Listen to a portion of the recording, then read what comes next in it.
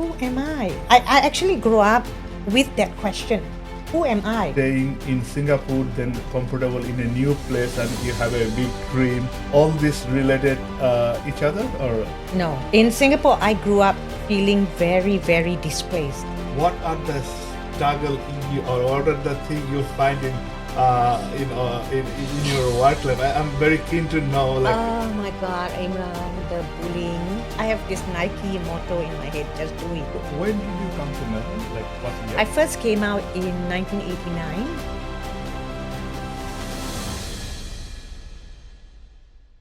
Welcome to my podcast, My Migrant Soul. This is Imran Abul Kashem. I am a serial entrepreneur, former journalist, and personal branding expert. I am a migrant as well. I believe every migrant has a story in a new country. And some of the story of a struggle, some of the story of they have a hard life in here, and some of the story of success. So I see lots of migrants and they tell me their story. And this podcast, I want to listen to their story and share with others. Today, I have a very special guest. He's a very good friend of mine. We know each other around 10 years. I know what incredible job she does. She's a big animal lover.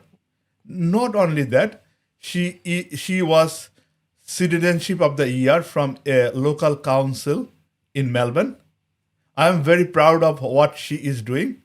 Today, I'm going to introduce with my special guest, my friend Nazrana. Naz, Hello. Hi, Imran. Thank you for having me at your show. tell me about yourself. People need to know about more who you are and what you do. Okay, my background is I originate from Singapore. I was born in Singapore in the 60s. And my family are from Jaipur, Rajasthan. And growing up in the 60s in Singapore was very confusing because we were the only family there. And during that time, there was the racial riot, the changes of Singapore was leaving British was withdrawing out from Singapore, and then we got independence from Malaysia. So then there was racial riots in Singapore. So I grew up amongst all that chaos. Fast forward, I grew up there, studied, and then eventually I decided that I needed a change after I completed my teaching qualification in Singapore. And my brother asked me, he says, where would you like to go? And I was taken aback because coming from a very traditional family who believes that girls need to be married, they realized that I was different because I was very outspoken ever since I was a little girl too. And so when he told me that, the first thing that came to my mind was, where do I want to go? And I was like, Melbourne, Australia. And he says, okay. And to be honest, I knew nobody in Melbourne, Australia. It was the first thought that came to my mind. And next thing you know, here I am. Why Australia? It was, I don't know. It was something, I think it was the universe way of pushing me here. Because like when my brother asked me, I actually had no idea where I want to go. I have no friends. The only friends I had was in Canada. And they talked about how cold it was and snow and all that. And I was like, I don't like it. And when he asked me, that was the first thing that came out from my mouth. I believe that the universe nudged me. And the funny thing is when I arrived at the airport, at Tullamarine Airport, with my stuff, when I landed, I had this feeling that I had come home. It was home. What I feel like even you born in Singapore, your family migrate from Rajasthan to Singapore. That's one migration journey. Yes, one migration journey. And then you have a second migration journey. Yes. And I think the comfortable thing for you to staying in Singapore, then comfortable in a new place, and you have a big dream. All this related each other, or no? In Singapore, I grew up feeling very, very displaced. because during the 60s, it's multicultural, but everybody was in their own silos, right? And so the Chinese were in their own community. The Indians, mainly the Southerners, are in their own community. The Malays were in their own community. And then there is all the minorities, the Eurasians, and then people like my family. We don't belong. So when you try to belong to a Chinese, talk to a Chinese, they're like, oh, the racism and the discrimination comes because they themselves are protecting their own culture and tradition. Same with the Malays. And so like when you go to school, the same thing. You try to be friends with the Malay friends, and they're like, oh, you all are Indian. And then a derogatory term will come out.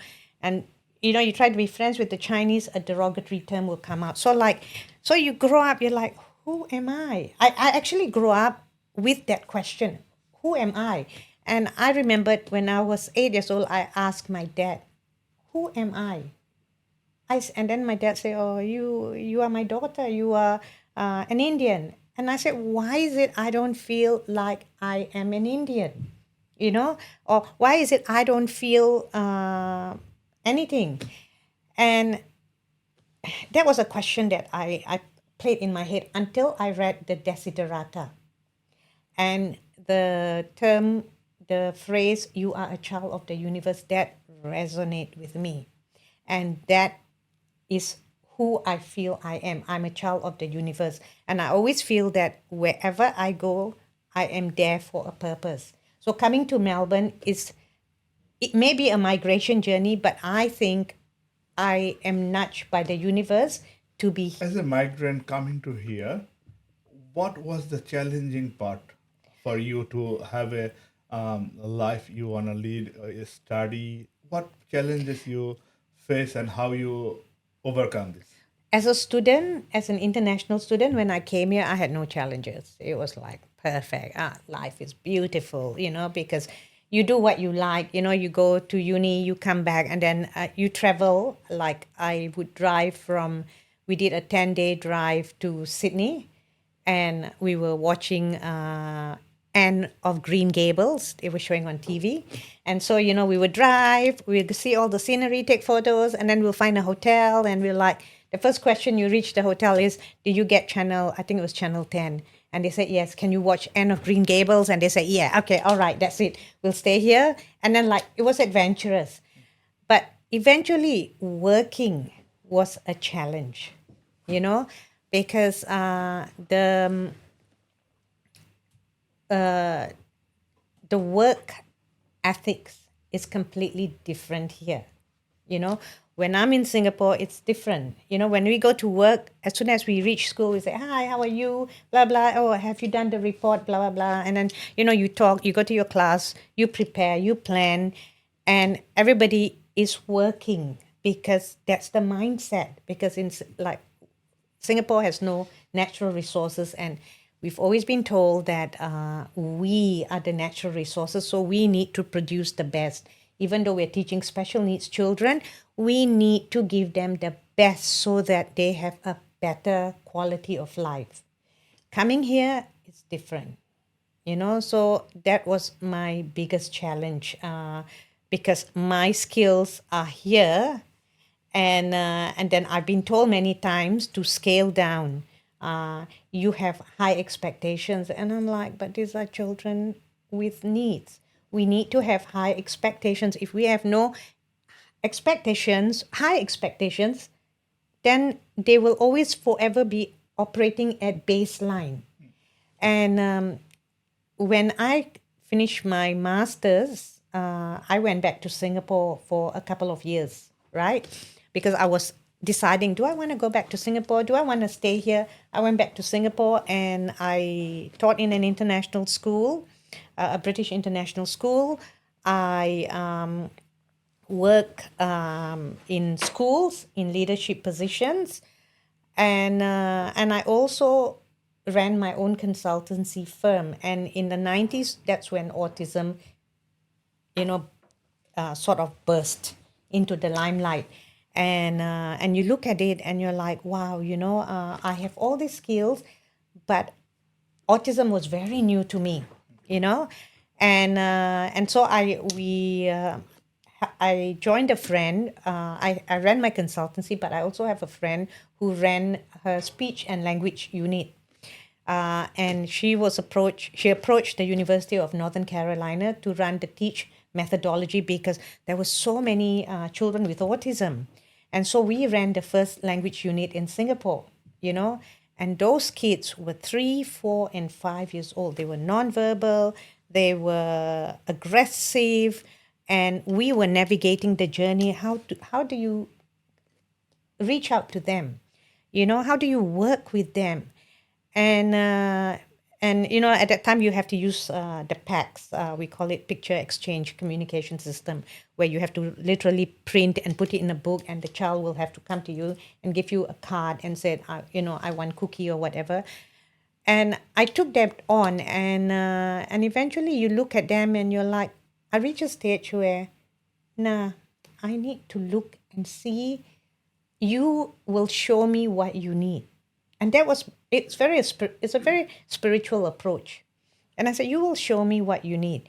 And eventually, you got into the child's energy space, the child calmed down, and you're able to work with the child, and you fast forward that the kids, they're no longer kids, they're young people now, in their late 20s, 30s. And I'm still very close contact with my first group of children that I work with.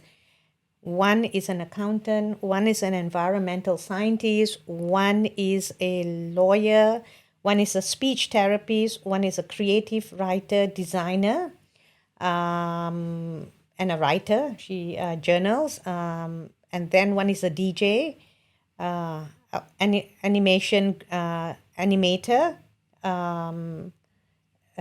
One is a professional footballer, and I always forget the other one. And it'll come back to me. But they're all professionals, and you look at them, right? You can't believe in 1990s they weren't talking.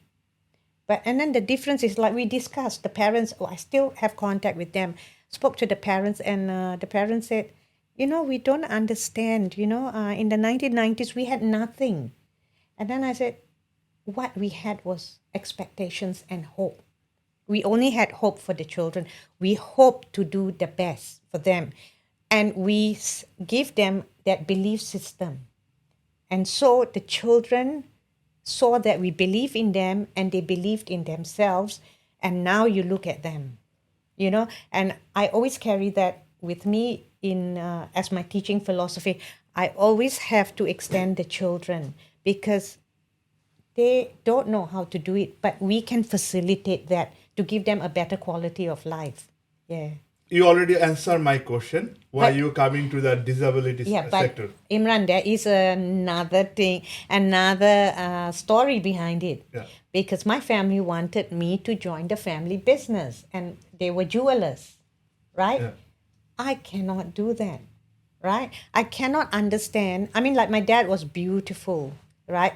But I cannot understand how my brother, he will say, oh, we will sell this diamond ring. Oh, you are my friend. I'll give you a discount. I'll give you a 70% discount. And I look at him and I'm like, I cannot deal with that, because I know that's not the truth, right? You've already made 1,000% discount profit, yeah. But you lie to your friend and say that you've given them a 70% discount. And at the back of my mind, how can you live with yourself? And that's me. I can't. And it's just not me. And growing up during that time, they said, oh, no, our girls in our family cannot go out and work. They have to stay at home because of my dad's standing in the society. And I was like, oh, my God. So I had to wriggle my way out. I'm a proactive person. I have to solve my problem. And in the end, I told them, I said, listen, I want to go and volunteer in a special school. But I didn't tell them. I said, I didn't tell them that I had already applied for a job and I was working in a special school. Nobody wanted to work in a special school then because, your salary was only $100 a week. Okay, in the 80s, everybody wanted money. So I was like, yeah, it's okay, I'll go and do that. And I found my calling. It was something I really enjoyed doing. And so, but my family, they thought, oh yeah, she'll volunteer in the school. It's good for us. When they ask, where is she? Oh, she's helping special needs children. But they didn't know I've got $100 in my pocket per week, which is nothing, but it was my income, right? And from there, the passion grew, and so if people ask me, how did you get into special needs? I'll say the universe nudged me. And I always believe in that. I always believe if you listen and if you follow your gut feeling, you will eventually land in the place where you need to be, and that's how I'm there. And that's how I got into autism. And that's how in here I'm also working with children with special needs and still maintaining that professionalism, that ethics, that integrity, and the belief in the children. So you are in this industry for so long time, and what I see from last say 7 to 8 years, this industry has a lots of focus, lots of even lots of business owner. I see they are opening NDIS company or some other thing that sometimes is come to from the love working from the heart to more business money making. Do you feel like this is the proposition going on in this industry right now? Oh man, I tell you, I cannot say. It's crazy. Like when I was in Singapore, even though I had a consultancy, Yeah. it's a business. I had to tell myself I struggle with that. It's my passion.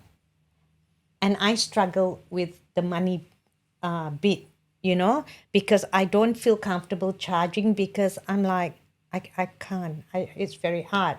So in the end, I solved my problem by telling the parents, this is how much it is. And I'd explain to them, it covers this, it pays my bill. And I said, this is your job. My job is you trust the children to me. You leave the child with me. I work with the child. I said, your job is you have to keep track of the invoice and the money. And everybody said I was stupid because, people are dodgy, right? I can tell you in that 10 years, nobody cheated me. It was trust, And then coming out here, I went into a school system. And then when NDIS came out, people asked me, they said, oh, can you start doing this? And I said, yeah, I'll help. I'll do it. I went to a family. They started an NDIS thing. And then they said, oh, we'll get you to be our consultant. And I was like, yeah, I'll help. But I didn't like the way it was happening because they have no skills. And I look at them and I'm like, you're doing this because you have sons on the autism spectrum. And eventually, I didn't like it because the money was not used for the children. It became a business from 1 property to 2 property to 3 properties to 2 cars. And then the day he told me, he says, can you invoice me a certain amount of this much money every month, and then we will then you give me back the money. You invoice NDIS, and then you give me back 80% and you keep 20%. And I was like, I'm out. I cannot live with myself, And I told him, I said, I'm sorry. I said, that's rotting. I said, I cannot do it. And they were taken aback, and that was it.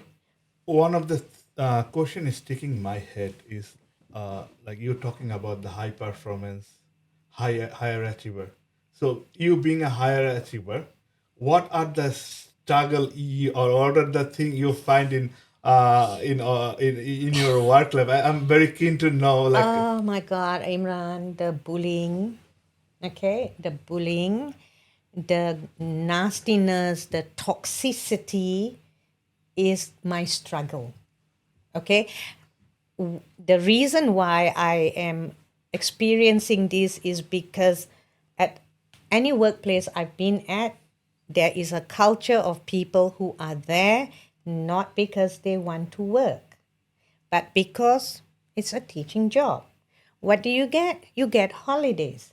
Oh, special needs children. Don't have to work hard with them. We just have, we bring food to the staff room and we just eat and enjoy and let the children do whatever they like, right? So, and I'm the sort of a person, I cannot keep my big mouth shut. If it's wrong, it's wrong. Because my problem is, I always tell myself, if you don't say something, how can you sleep at night? Because you're not sticking up for these children. The children are vulnerable. The children have no voice. We are in this field, we have to advocate for them. So when you see a behavior that's like that, you say something. So they don't like it. So they said, so they bully you, and I even had my car damaged. And we're talking about educators here, okay? Educators. So this is my experience, and then they'll tell you, oh, you, I remember in one of the workplace I walk in. As soon as I walk in, she was only 20, young graduate. As soon as I walk in, she said, you speak English? And I look at her and I was like, yeah, I do. I speak English. I said, and she said, that's not English. I said, that's a standard variety of the English language. It's Singaporean English, which is codified. And I said, it is my standard variety. And she said, speak Australian English. And I said, Australian English is a standard variety too. And I said, it is codified as well. You can check the Macquarie dictionary. And I said, but if you're talking about the Queen's English, I said, even the Queen doesn't speak received pronunciation. I said, this is the language, this is my standard variety, and this is how I speak.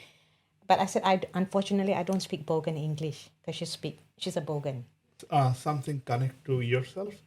That is like, if you know yourself, if you love yourself, and if you know who you are, the outside world can't come in. No, they can't. You can get nobody can hurt you unless you allow them to hurt you. Yeah. This is you. Yeah, and you know what? I have this thing about with people. I always tell them, if I don't care if you don't like me. I said, that's not my issue. That's your issue. And if you don't like me and it's affecting you so much, go and see a psychiatrist. Because I said, I love myself and I know who I am. I'm always true to myself and I'm always doing the right thing, And if that is something that bothers you, you need help. I can't change you. I can't make you like me. I like myself. So tough luck. That's a good thing. That's a great thing. Tell me about, like, you are very involving with the community. Oh my God. I call myself the sticky beak. Everybody say, oh, you do a lot for the community. I said, no, I'm just a sticky beak. If I see something, I do. I have this Nike motto in my head, just do it. Something needs to be done, just do it. Because if you don't do it, nothing gets done. And then I don't like it. I just don't like it when people sit there, they don't do this, they don't do it. Then you meet them a month later, they don't do it. And then 10 years later, they're still there. They have gray hair. Oh, they don't do it. And I was like, for heaven's sakes, do something. So I'm like, okay, something needs to be done. There's a gap there. Let's do it. Do it. And so, you are always leveling up. You're not always operating at baseline. You're always leveling up. Oh, now we have a problem here. But the problem is no longer baseline. Now it's a higher level. How can we solve this? Let's solve this, So this is what I do with the community. If I see something like 10 years ago, I was really heavily involved with animals. I mean, I still am, but I've taken many steps back now because there's a lot I can't do. Like many years ago, animals go missing. People have no proper network. People don't know what to do. People don't know where to go, how to retrace their step. And then we have breed-specific legislation where animals that remotely looks like a pit bull are seized, right? And but the problem is they didn't address the root issue. The root issue is irresponsible dog ownership. What they do is band-aid. Oh, this breed is bad, kill the breed. Yeah, this breed is bad, kill the breed. But they're not addressing the root cause. It's the people who are irresponsible. The people don't walk them. The people don't stimulate the animals. So you're not addressing the proper thing. So we did a lot of things in the community, and then there was the issue of the lost dog home and the animals that were euthanized within few days. Again, it's a band-aid solution. So there was a lot of things I was involved with. And yeah, but I love it. I know you personally. You don't work for the recognition. Nah. But last year, you was a citizenship 2 years ago. 2 years ago, yeah. 23. 23. You Yes. was the citizenship Oh my of the God. year from one of the council in Hobson Bay City. Hobson Bay City Council. What was your feeling? When they called me and they said, "Oh, I've got something to tell you," I said, have you resolved? Are you telling me you're resolving this problem? Then they said, no. Is it this problem? Is it this solution to this? Is it this? I said, listen, you are nominated Citizen of the Year. And I was just shocked. I was rendered speechless. Yeah. And the person on the other side said, first time I hear you have nothing to say. Because I always have something to say. And I said, what is this? And they said, oh, you've been nominated. And she said, some people nominate you. And I said, who is the person? I said, I'm going to kill them because I don't like the limelight. I really don't like the limelight. I like to work in the background because I don't work for recognition. I don't. I like to just improve the situation and then I take a step back and I like to enjoy it. It's nice, because people are connected. That also inspired the migrant as well. It is. That is not only your recognition, that is the recognition of the community that you work with, the job you done. Yeah, And- because I believe that if people are,